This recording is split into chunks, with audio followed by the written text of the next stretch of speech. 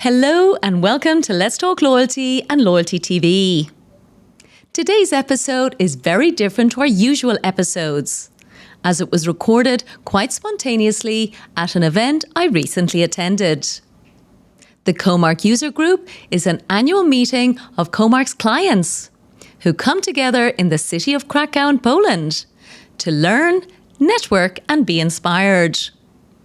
I was lucky enough to be invited again this year, and like most of the audience, it was my first opportunity to meet Dr Anna Pruska, who was appointed CEO of Comarch earlier this year.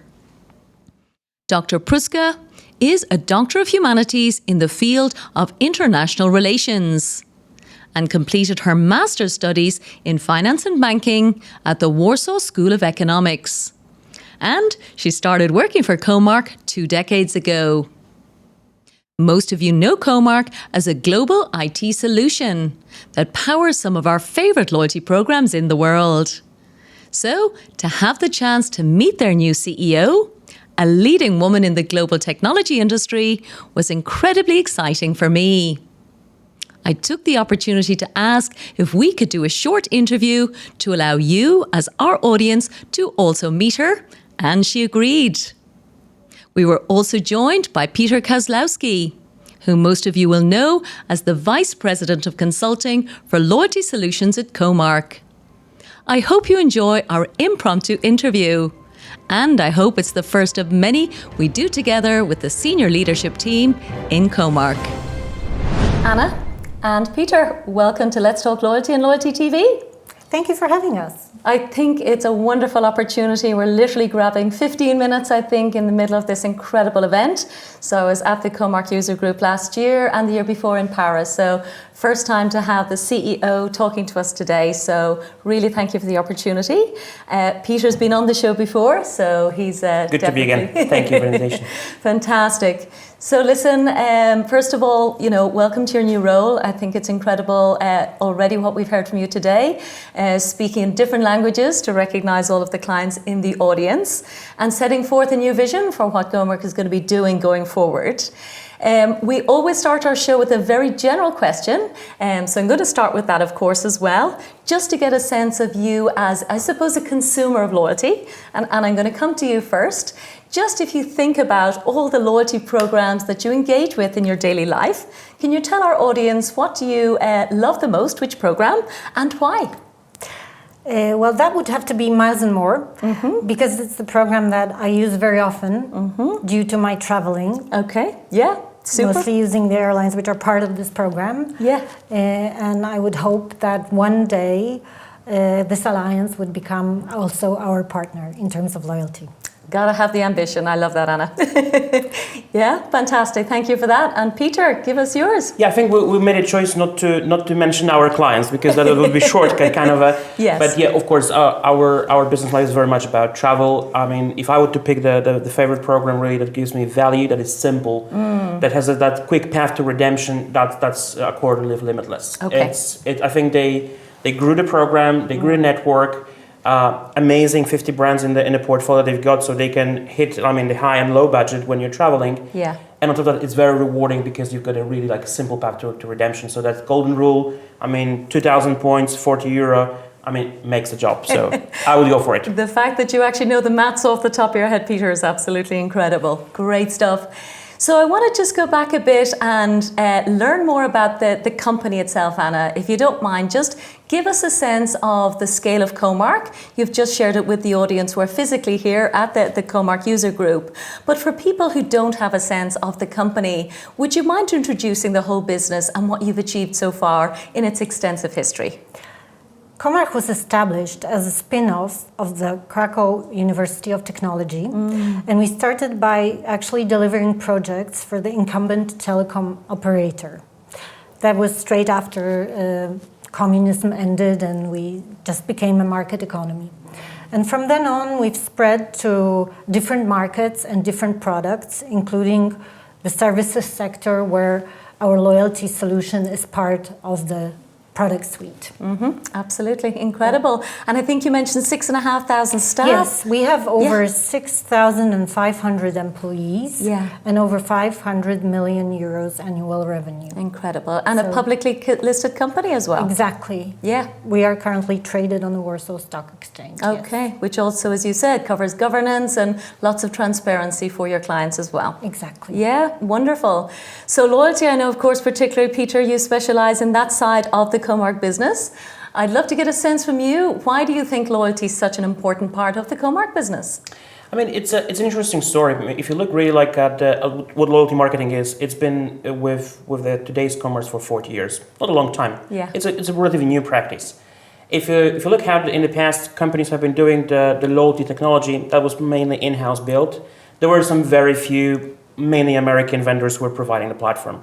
So really, Comarch over 20 years ago found himself, right, there is a niche market, there is a space that is not addressed by the off-the-shelf platforms, vendor products, and that's exactly where we jumped into. And we started to specialize, we started with the fuel retail clients first, then the portfolio of the domains that we were addressing with the loyalty marketing platform grew quite a lot. But I would say today, even we had on the film, on the video about the history of Comarch, the success needs also a good timing. And I think Comarch with the loyalty platform had a good timing where we were able to enter this market very early when it started to grow and actually grow together with it and innovate it as well. Indeed, yes. And I saw on your LinkedIn profile that innovation is a favorite word, as we would expect, I suppose, for an IT company.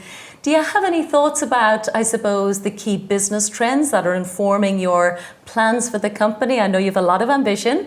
You've already said that loyalty is already doing super well for you guys this year. But, you know, what do you see happening just in terms of trends that you're focused on to take care of your clients' needs?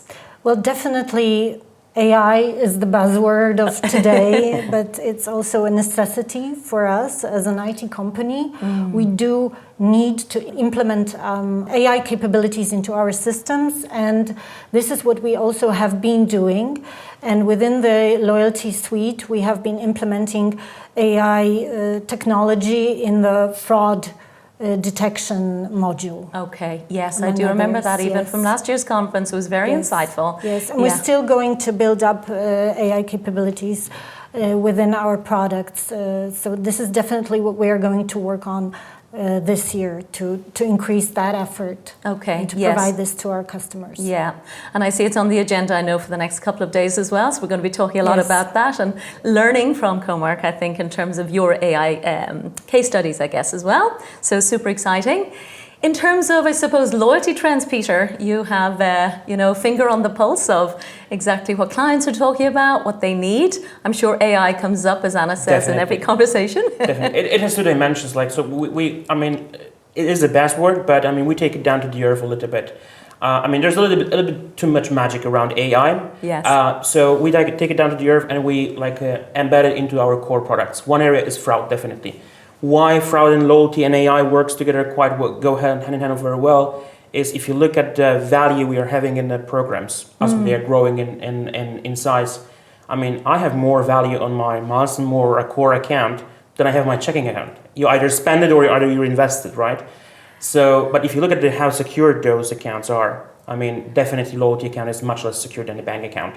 So that's something that becomes really attractive area for criminals. Let's put it this way, and that's where definitely us as vendors we need to respond to that. The other area where definitely AI is supporting us is the whole topic of personalization, which is a holy grail of loyalty, of course. Yes. And there are different dimensions where we take it, and I think that will be a discussion going forward for the next days. How exactly we planning or we doing it already, because it's not never an end journey. Yeah. The other area, which I would say when you mention about trends, is we're seeing, I would say, a loyalty being hype or sometimes even overhyped, which is good on the one hand, but I think we are seeing more and more categories which historically were not using loyalty marketing as a way to build stickiness to the brand, engage clients, to go that direction.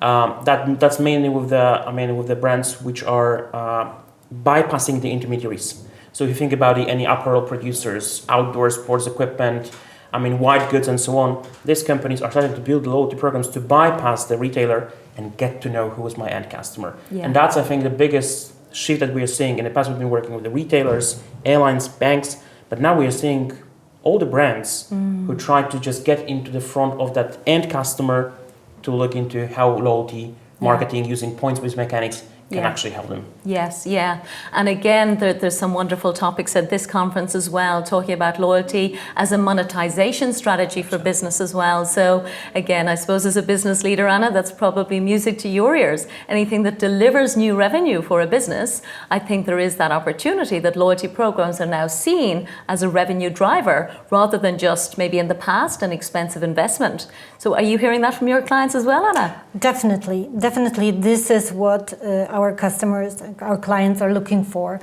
They are looking for expanding the programs to include different partners to profit exactly from that. And this is the trend of the day in terms of loyalty. Indeed, yes. And you've worked with a lot of the partners. I know yourself over your career. Auchan, I believe, is one. We can also benefit from the fact that many of our customers are banking and finance institutions. So we can easily integrate our loyalty systems with the banking systems for our customers. And this is what is also happening, what we see happening. So sometimes it's increasing complexity, but I think your role is to simplify it and bring that cross-sector expertise. And as you said, Piotr, I like the new sectors that you talked about, that disintermediation.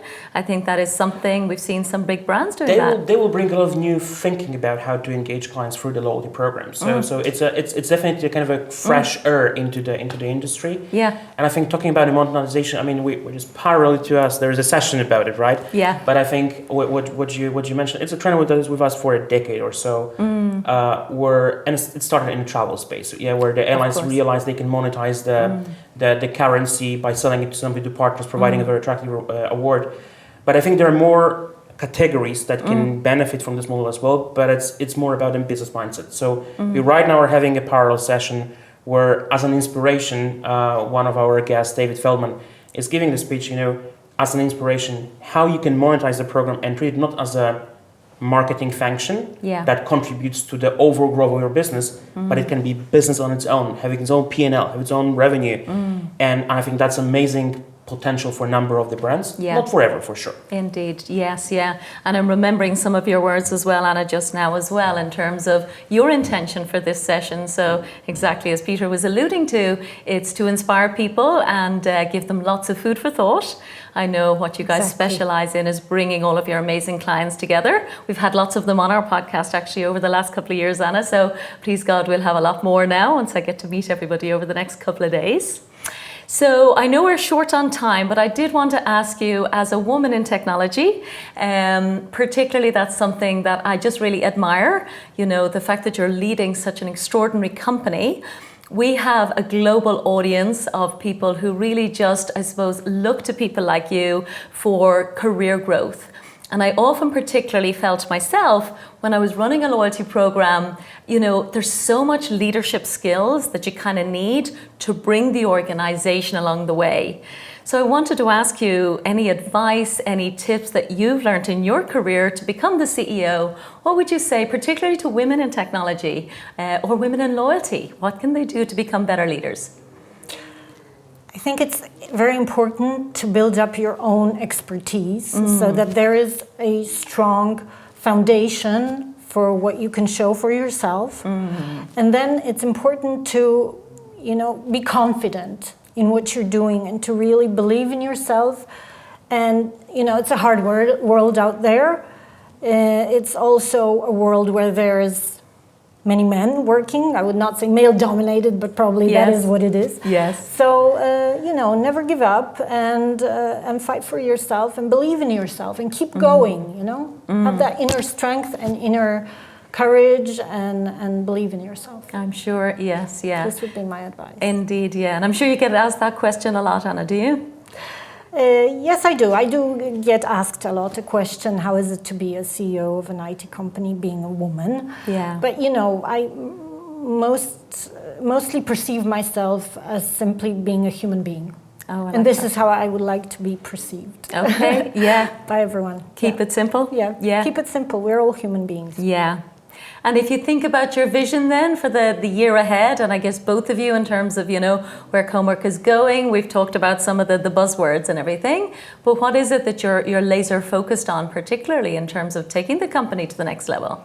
We would definitely like to expand in foreign markets and strengthen our presence in the key markets, which for us is the Middle East, Asia, Southeast Asia region, the United States and Western Europe. So this is where we want to grow, and we want to develop our key solutions in the key business areas, in the telecommunications, services sectors, and in the finance sector. Okay, yes. So and loyalty is part of that. 100%. So a strong strategy for a good roadmap for our product. Indeed, yeah.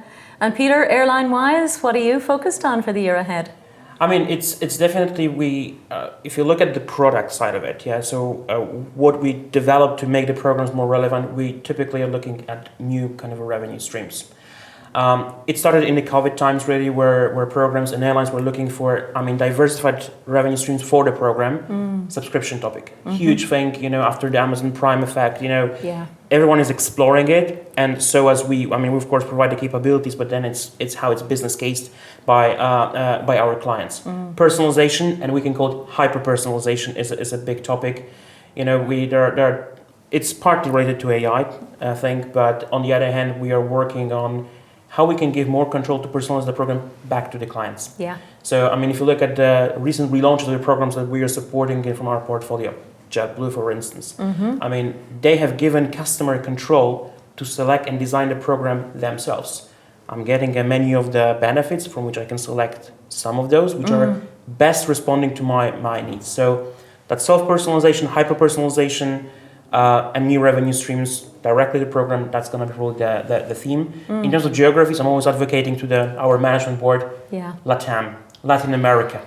I'm a big fan of that, I think, the reason I'm mentioning this is we're looking at, in terms of loyalty, because here we have more of a global perspective on all the solutions, but we're looking always at the markets which are having a growing middle class, because that's exactly where they're buying medium kind of a premium products, and that's exactly where the kind of frequently operating loyalty programs are really making the job. So that's my input. LATAM. Indeed. Well, it's close to my heart as well, purely because from a content creation perspective, I believe LATAM is going to be the biggest podcast listenership in the world by 2030. So that was something I learned this week as well. So you're right, LATAM is really exploding in lots of different ways, both for loyalty and for content. I'm advocating for that. We're totally aligned. So I guess a closing question maybe would be, I'd like to ask maybe a general question about things you might be proud of that either you've seen happen in the company,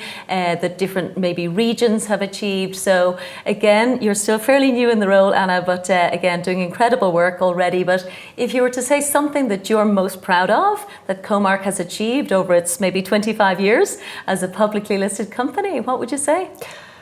I've been with the company for the past 20 years in different capacity.